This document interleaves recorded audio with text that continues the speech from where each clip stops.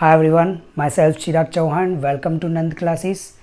Well, ગઈકાલે આપણે theory of મશીનનું એક ચેપ્ટર સ્ટાર્ટ કર્યું હતું ફ્રિક્શન. આઈ હોપ કે તમે બધાએ વિડીયો જોઈ લીધો છે, કેમ કે અત્યારે આપણે જે સેકન્ડ વિડીયો સ્ટાર્ટ કરવા જઈ રહ્યા છે એનું બેઝિક લાસ્ટ વિડીયોમાં પ્રોવાઈડ કરેલું છે. જો નથી જોયું તો પહેલાં એ વિડીયો જરૂરથી જોઈ લેજો.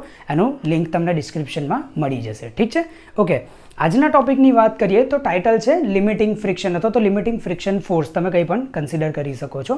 એના માટે તમારે એક સિચ્યુએશન કન્સિડર કરવી પડશે. તમને કીધું છે consider a body with weight W on a rough horizontal plane. એવું કન્સિડર કરો કે તમારી પાસે એક બોડી છે જેનું વેટ W છે અને એ બોડી એક હોરિઝોન્ટલ રફ સરફેસ પર પડેલી છે. હવે એમાં ડિફરન્ટ સિચ્યુએશન્સ આપી છે. વેરી ફર્સ્ટ તમે પહેલાં તો એની સિચ્યુએશન ઓબ્ઝર્વ કરો કે એક ફિક્સ રફ હોરિઝોન્ટલ પ્લેન પર એક બોડી છે. બોડીનું જે પણ વેટ છે તમને પ્રોવાઈડ કર્યું છે W. હવે ફોર્સની જે ડાયરેક્શન્સ હોય છે એ તમને ક્લિયર હોવી જોઈએ. હું તમને એક્સપ્લેન કરું છું કે કોઈ પણ બોડીનું વેટ ઓલવેઝ એના CG સેન્ટર ઓફ ગ્રેવિટી પોઈન્ટથી ડાઉનવર્ડ ડાયરેક્શનમાં જ એક્ટ કરશે. આમાં કોઈ ચેન્જ આવશે નહીં. ઠીક છે? તો ફરીથી W વેટ એ ઓલવેઝ ડાઉનવર્ડ ડાયરેક્શનમાં એક્ટ કરશે. પછી વાત આવે છે નોર્મલ રિએક્શન. બોડીનું વેટ હોવાના કારણે એનું એક રિએક્શન જનરેટ થશે. નોર્મલ રિએક્શન ઓલવેઝ જે પ્લેન પર તમને બોડી મૂકી છે એ પ્લેનથી પરપેન્ડિક્યુલર અપવર્ડ ડાયરેક્શનમાં જ એક્ટ થશે. તો સિચ્યુએશન 1માં તમે ટોટલ બે ફોર્સ એક્ટ થતા જોઈ રહ્યા છો. એક છે બોડીનું વેટ W અને એક છે નોર્મલ રિએક્શન RN.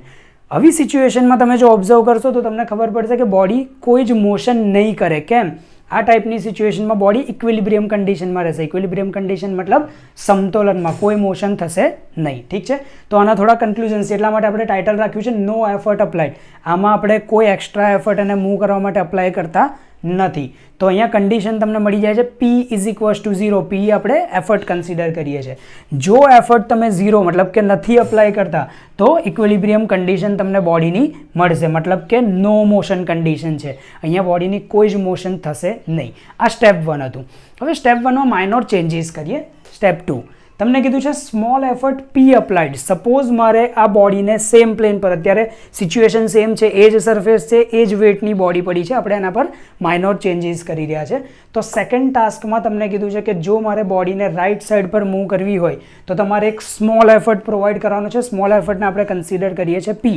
ઓકે, હવે આ સિચ્યુએશનમાં પણ જે વેટ છે એ તો ડાઉનવર્ડ ડાયરેક્શનમાં એક્ટ કરશે જ, જે નોર્મલ રિએક્શન છે એ અપવર્ડ ડાયરેક્શનમાં એક્ટ કરશે અને તમારે બોડીના CGથી એને મૂવમેન્ટ કરવા માટે એક સ્મોલ એફર્ટ P રાઇટ સાઈડની ડાયરેક્શનમાં અપ્લાય કરવાનો છે. હવે જ્યારે પણ તમે બોડીને રાઇટ સાઈડ ખેંચવાનો ટ્રાય કરશો એક એફર્ટ પ્રોવાઈડ કરીને, તો મોશન જે ડાયરેક્શનમાં થવી જોઈએ, બધાને ખબર છે કે રાઇટ સાઈડ પર તમે એફર્ટ પ્રોવાઈડ કરશો તો બોડી રાઇટ સાઈડ પર મૂવ થશે. તો એની ઓપોઝિટ ડાયરેક્શનમાં તમને ફ્રિક્શન અપ્લાય થતું જોવા મળશે. ઠીક છે? ફરીથી એકવાર, બોડી જે પણ ડાયરેક્શનમાં ટ્રાવેલ કરતી હોય, મોશન કરતી હોય, એનાથી ઓલવેઝ ઓપોઝિટ ડાયરેક્શનમાં એનો ફ્રિક્શન ફોર્સ એક્ટ કરતો હોય છે. આ ફ્રિક્શનના લોઝની અંદર આવે છે, યાદ રાખવાનું છે તમારે. તો કન્ટિન્યુ કરીએ. તમારી પાસે અહીંયા એફર્ટ P અવેલેબલ છે જે બોડીને રાઇટ સાઈડ પર મૂવ કરવાનો ટ્રાય કરે છે અને એનાથી ઓપોઝિટ ડાયરેક્શનમાં ફ્રિક્શન ફોર્સ F જોવા મળે છે. હવે આવી સિચ્યુએશનમાં થયું એવું કે બોડીની કોઈ જ મૂવમેન્ટ તમને જોવા મળતી નથી. અહીંયા લખ્યું છે કન્ડિશન નો મોશન પ્રોડ્યુસ. તમારું એફર્ટ અપ્લાય કર્યા પછી પણ તમને મોશન જોવા નથી મળતી. આનું રીઝન શું?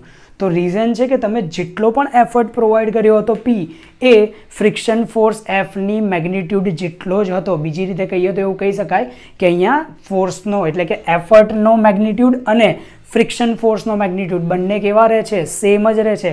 જ્યારે કોઈ પણ સિચ્યુએશનમાં તમે લગાવેલો એફર્ટ જો એ ફ્રિક્શન ફોર્સને ઇક્વલ હશે તો આવી સિચ્યુએશનમાં બોડીમાં મોશન જનરેટ થશે નહીં. એટલે અહીંયા લખ્યું છે કે horizontal force is balance by the friction force.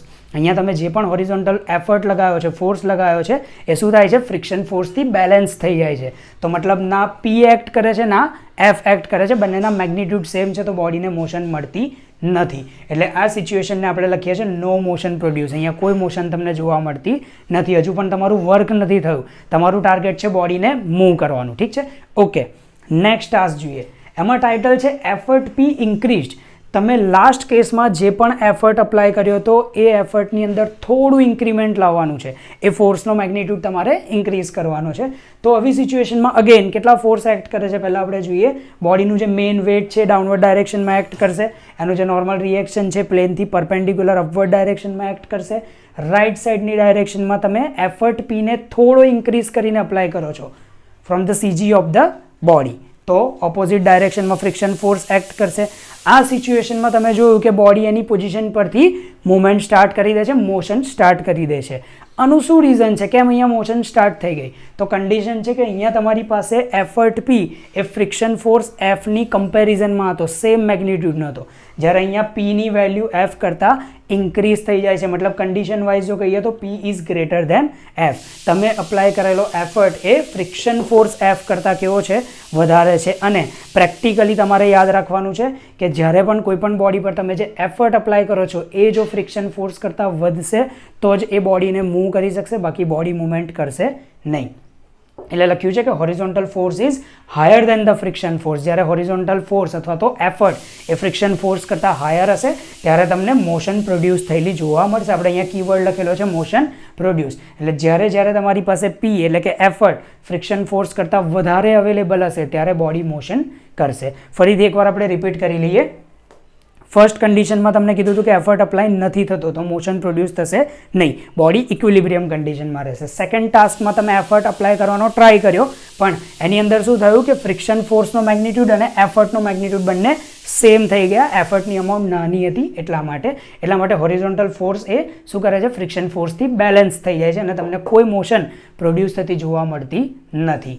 અને લાસ્ટ કેસમાં તમે જે પણ એફર્ટ અપ્લાય કર્યો એ થોડો ઇન્ક્રીઝ કરીને અપ્લાય કર્યો એટલે ફ્રિક્શન ફોર્સ કરતાં એફર્ટનો મેગ્નિટ્યુડ વધી ગયો અને એ સિચ્યુએશનમાં તમને મોશન પ્રોડ્યુસ થયેલી જોવા મળે છે. ઓકે, વેલ હવે આપણે ડેફિનેશન પર આવીએ, કેમ કે આ ટાસ્ક ક્લિયર હશે તો જ તમે ડેફિનેશન સમજી શકશો.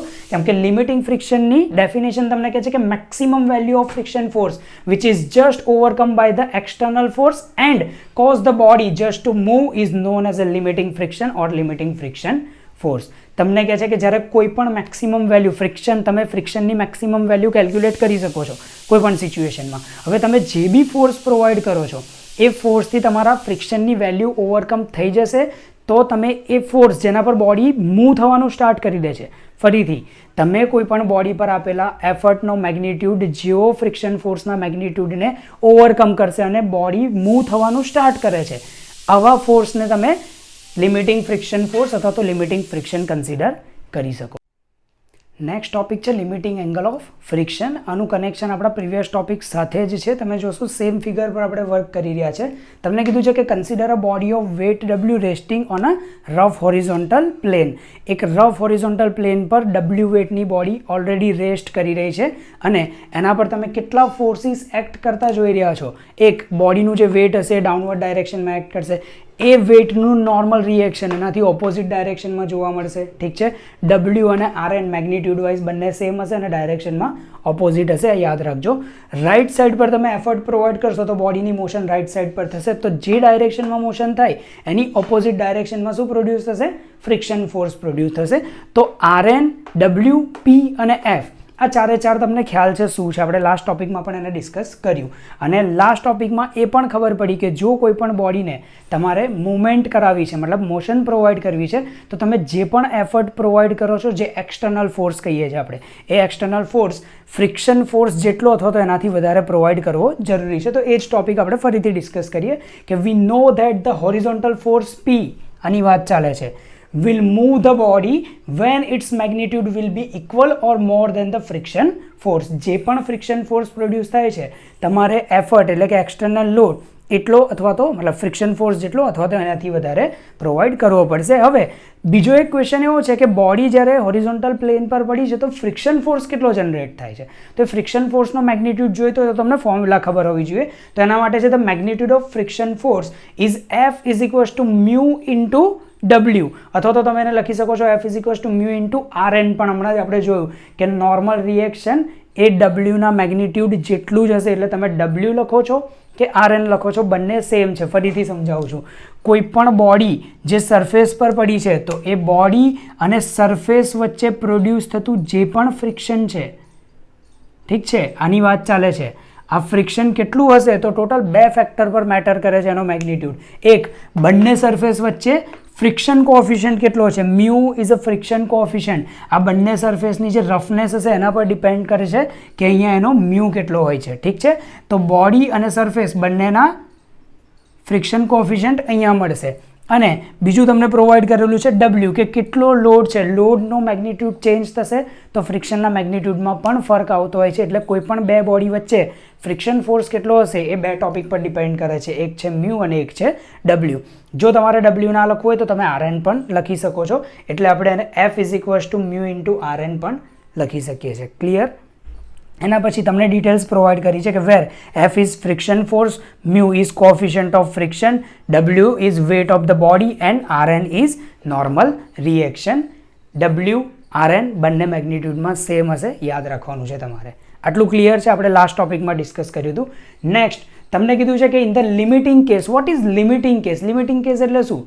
તો કહે છે કે જ્યારે તમે બોડીને ફોર્સ પ્રોવાઈડ કરો અને જે અમાઉન્ટના ફોર્સથી બોડી મોશન સ્ટાર્ટ કરી દે છે એ એક્ઝેક્ટ સિચ્યુએશનથી તમારો લિમિટિંગ કેસ છે, જે આપણે લાસ્ટ ત્રીજો કેસ જોયો હતો લાસ્ટ ટોપિકમાં. તો કહે છે કે in the limiting case body is in equilibrium under the effect of 3 forces. જેવું બોડી મોશન સ્ટાર્ટ કરી દે છે તો એ ટાઈમ પર બોડી ઇક્વિલિબ્રિયમ કન્ડિશનમાં તો છે જ, બોડી મોશન પણ કરે છે, ઇક્વિલિબ્રિયમ કન્ડિશનમાં પણ છે, મતલબ સમતોલનમાં છે ગુજરાતીમાં કહીએ તો. તો એ ટાઈમ પર બોડી પર ટોટલ 3 ફોર્સીસ એક્ટ કરતા હશે. એક, બોડીનું જે વેટ છે એ કન્ટિન્યુઅસ ડાઉનવર્ડ ડાયરેક્શનમાં એક્ટ કરશે. બીજું, તમે જે એક્સટર્નલ ફોર્સ પ્રોવાઈડ કર્યો છે પી, એ પણ કન્ટિન્યુઅસ લાગશે. અને ત્રીજું છે reaction between body and plane. જ્યારે બોડી પ્લેન પર મોશન કરે છે તો એ ટાઈમ પર એક રિએક્શન જનરેટ થશે. હું તમને ફિગરમાં એક્સપ્લેન કરું છું કે રિએક્શન શું છે. ઠીક છે, કે બોડી અને સરફેસ વચ્ચે જે રિએક્શન જનરેટ થશે કેવી રીતે થશે એ જોઈએ. તો કહે છે કે નાઉ ધ રિએક્શન આર, જેની આપણે હમણાં વાત કરીએ આજ બોડી અને પ્લેન વચ્ચેનું, તો રિએક્શન આર શું છે? તો કે છે is equal and opposite of resultant of forces W and પી. તમને એવું ખ્યાલ છે કે બોડી પર કન્ટિન્યુઅસ ડબલ્યુ અને પી એક્ટ કરે છે. ડબલ્યુના ઓપોઝિટ તમે આરએન જુઓ છો તો આરએન એ નોર્મલ રિએક્શન છે, મતલબ મેઇન વર્કિંગ ફોર્સ કયો છે? ડબલ્યુ. એવો જ મેઇન વર્કિંગ ફોર્સ કયો છે? પી. આ બંને વિઝિબલ નથી, આ રિએક્શન્સ છે. પી છે તો પીનું રિએક્શન તમને ફ્રિક્શનના ફોર્મમાં મળે છે. જો તમે પી પ્રોવાઈડ નહીં કરો તો આ તમને એટલી અમાઉન્ટમાં જોવા નહીં મળે. મતલબ પીનું રિએક્શન એફ છે, ડબલ્યુનું રિએક્શન આરએન છે, નોર્મલ રિએક્શન. તો આ બંને તમને કહે છે કે તમારી પાસે જે બે ફોર્સિસ અવેલેબલ છે, વર્કિંગ ફોર્સિસ પી અને ડબલ્યુ, એનો રિઝલ્ટન્ટ આપણે પી અને ડબલ્યુનો રિઝલ્ટન્ટ ક્યાં જનરેટ થશે? અહીંયા જનરેટ થશે. ઠીક છે, એક એક્સપેરિમેન્ટ થ્રુ સમજાવું તમને. સપોઝ મારી પાસે કોઈ એક બોડી છે, આ બોડીને આપણે રાઈટ સાઈડની ડાયરેક્શનમાં પી એફર્ટ પ્રોવાઈડ કરીએ છીએ તો બધાને ખબર છે કે અહીંયાથી મૂવ થઈને આ પોઝિશન પર આવી જશે. ઠીક છે, case number 1. Second case, suppose આ બોડીને તમે ડાઉનવર્ડ ડાયરેક્શનમાં પી જેટલો એફર્ટ લગાવશો તો બધાને ખબર છે કે બોડી અહીંયાથી મૂવ થઈને આ ડાયરેક્શનમાં આવી જશે. ક્લિયર? કેસ નંબર 3, સપોઝ તમે આ બોડીને સાયમલ્ટેનિયસલી, મતલબ એક સાથે પી બંને ડાયરેક્શનમાં, એક ડાઉનવર્ડ ડાયરેક્શનમાં, એક રાઇટ હેન્ડ સાઇડ ડાયરેક્શનમાં, એક સાથે બે ફોર્સ લગાવશો તો શું થશે? બોડી આ ડાયરેક્શનમાં પણ નહીં જાય અને આ ડાયરેક્શનમાં પણ નહીં જાય. તમને એની ઇફેક્ટ અને એની મોશન આ ડાયરેક્શનમાં જોવા મળશે. તો આ શું જોવા મળ્યું તમને? જ્યારે એક કરતાં વધારે ફોર્સ અથવા તો બે ફોર્સ એક સાથે કોઈ બોડી પર એક્ટ કરતા હોય તો એનો રિઝલ્ટન્ટ વર્ક કરશે. ક્લિયર છે? તો અહીંયા વાત ચાલે છે કે પી અને ડબલ્યુ, પી પણ એક્ટ કરે છે સાયમલ્ટેનિયસલી, ડબલ્યુ પણ એક્ટ કરે છે. તો પી અને ડબલ્યુનો રિઝલ્ટન્ટ જનરેટ થાય છે અહીંયા, અને એ રિઝલ્ટન્ટનો ઓપોઝિટ અને ઇક્વલ એક રિએક્શન જનરેટ થાય છે, જેની વાત કરી છે આર, કે reaction between body and the plane. એટલે કહે છે કે નાવ ધ રિએક્શન આર, આની વાત ચાલે છે R. Now the reaction R is equal and opposite of resultant of forces W and P. W અને પી બંનેનો જે રિઝલ્ટન્ટ જનરેટ થાય છે એ રિઝલ્ટન્ટનો ઓપોઝિટ, જેને આપણે કહીએ છીએ રિએક્શન. આ રિએક્શન શું છે, કેવી રીતે આવે છે, તમને પરફેક્ટ ખ્યાલ હોવો જોઈએ હવે. ઠીક છે, તો આપણે આને હટાવી દઈએ. ઓકે, એના પછી નેક્સ્ટ તમને કીધું છે the inclination of reaction R. Again આની જ વાત ચાલે છે, જે રિએક્શન આપણે જનરેટ કર્યું છે, કે inclination of reaction R with normal reaction.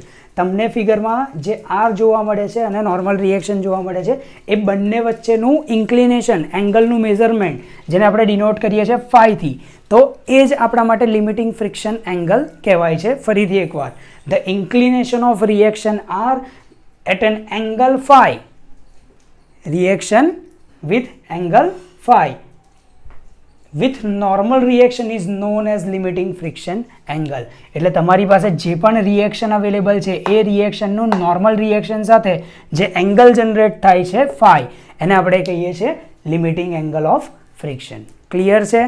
એટલે આનું મેગ્નિટ્યુડ શું છે તમને ખબર હોવી જોઈએ. આ સ્ટ્રક્ચરને આપણે અહીંયા કોપી કરી લઈએ. અહીંયા તમને અપવર્ડ ડાયરેક્શનમાં આરએન જોવા મળે છે, એ આરએન આપણે અહીંયા કોપી કર્યો છે.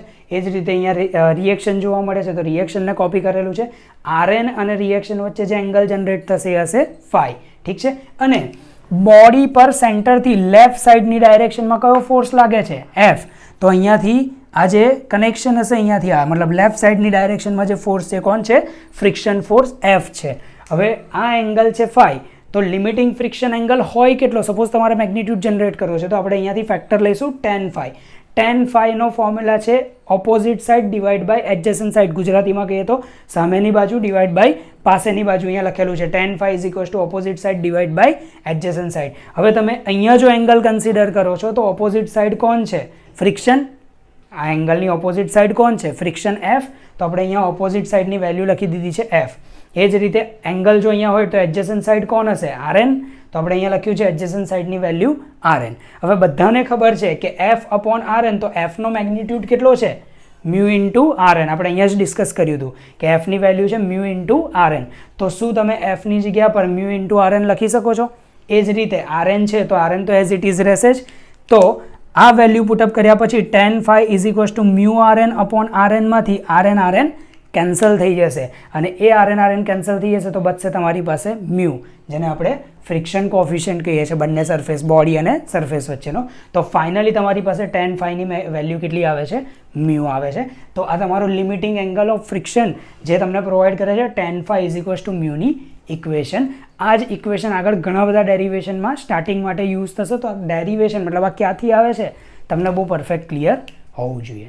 ઠીક છે? તો આ topic next topic coefficient of friction. આ પણ લાસ્ટ ટોપિક સાથે કનેક્ટેડ છે. જુઓ ડેફિનેશન શું કહે છે. તમને કીધું છે કે it is define as the ratio of friction force and normal reaction. Friction force અને નોર્મલ રિએક્શન શું છે? આપણે લાસ્ટ ફિગર જોઈ હતી કે ડબલ્યુ વેટની એક બોડી અવેલેબલ છે. તમે એ ડબલ્યુ વેટના ઓપોઝિટ ડાયરેક્શનમાં તમે જોઈ શકો છો નોર્મલ રિએક્શન પ્રોડ્યુસ થાય છે. એ જ રીતે બોડીને મૂવ કરવા માટે તમે એફર્ટ પ્રોવાઈડ કરો છો P, અને એ Pના ઓપોઝિટ ડાયરેક્શનમાં તમને ફ્રિક્શન જનરેટ થતું જોવા મળે છે. તો તમને કહે છે કે ફ્રિક્શન ફોર્સ F અને નોર્મલ રિએક્શન Rn આ બંનેનો જે રેશિયો જનરેટ થશે એ છે મ્યુ. ફરીથી એકવાર, it is defined as the ratio. જોઈ શકો છો અહીંયા ratio of what? Friction force and normal reaction. Friction force F and normal reaction Rn આ બંનેનો જે રેશિયો જનરેટ થાય છે એને જ આપણે કહીએ છીએ coefficient of friction. It is denoted by mu. એ પણ ખ્યાલ છે, લાસ્ટ ટાઈમ આપણે આ પણ યુઝ કર્યું છે કે મ્યુ એ ફ્રિક્શન કોફિશિયન્ટ શો કરે છે. મેથેમેટિકલી તમે એને mu is equals two F upon Rn લખી શકો છો. હવે આ ઇક્વેશનને પ્રિપેર કરવાની જરૂર નથી, મતલબ એવું જરૂરી નથી કે તમારે એને ગોખવું જ પડે. સિમ્પલ આપણે લાસ્ટ ટાઈમ આ રીતે વાત કરી હતી કે what is F? F is equals to mu multiply by Rn. આવું આપણે લખીએ છીએ. સિમ્પલી તમારે જો મ્યુ જોઈતો હોય તો શું થશે? Rn મલ્ટિપ્લિકેશનથી સામે જશે તો ડિવિઝનમાં જતો રહેશે, તો અહીંયા તમને મ્યુની ઇક્વેશન મળી જશે. એટલે તમે લાસ્ટ જે ઇક્વેશન હતી F is equals to mu into Rn એ યાદ રાખશો તો મ્યુ પણ જનરેટ કરી શકો છો. ઠીક છે? તો આ ઇક્વેશન આપણે જોઈ લીધું. Mu is equals two F upon Rn. ડિટેલની વાત કરીએ તો મ્યુ કોણ છે? Coefficient of friction. F friction force and Rn normal reaction. આપણે પ્રીવિયસ ફિગરનો જ યુઝ કર્યો છે. ઠીક છે? તો આજના લેક્ચરમાં આપણે આટલા 3 ટોપિક જોવાના છે. Thanks for watching. Video share કરો, સબસ્ક્રાઇબ કરો. તમારા બીજા જેટલા પણ ફ્રેન્ડ્સ છે જે લોકો લોકડાઉનમાં ઘરે બેઠા છે એ લોકોને પણ શેર કરો તો ઘરે બેસીને એ લોકો બી સ્ટડી કરી શકે. Okay, bye bye.